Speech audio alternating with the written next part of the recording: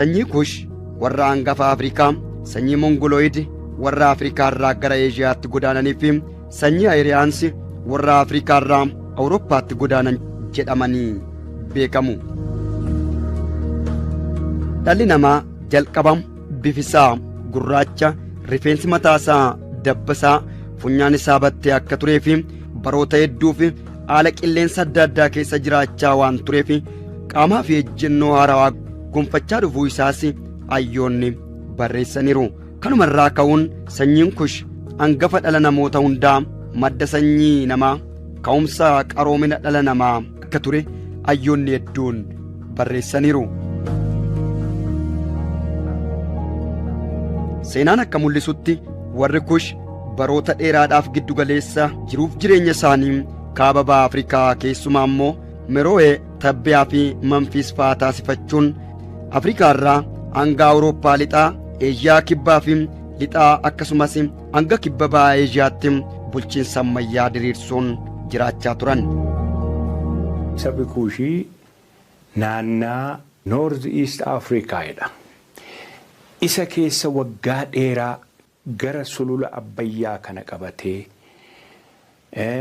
gara Sudaan kana immoo Nuubiyaa kana qabatee as keessa tamsa'ee jiraachaa akka ture seenaan sirriitti mirkaneessa. Fakkeenyaaf The Civilization of Africa kan jedhu barreeffamni kuni Profeesar Hirat kan jedhamuun barreeffame waa'ee Kush sirriitti odeessa. Sabi Kush kuni eessaa dhufee, eessa jiraachaa ture, maal hojjechaa ture kan jedhu bara dheeraadhaaf Kush addana keessa jiraachaa turuusaa mirkaneesseera. Barreeffamni gara biraan kan Afrikaa irratti barreeffame J.D. Fage kan jedhamu qorataan biyya Ingilizii tokko sirriitti barreesseera waa'ee sabaaf sablammoota naannaa kana jiranii keessatti. Garuu sabi Kush saba bal'aadhaa fi saba hundee qabeessa naannaa kana hanturedhaa jedhee mirkaneesseera.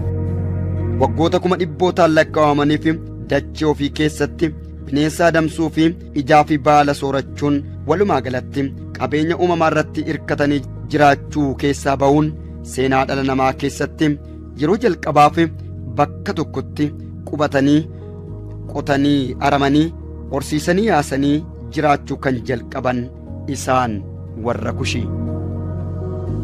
Midhaan nyaataa oomishuudhaan, saawwa horsiisuudhaan kan beekaman Itiyoophiyaan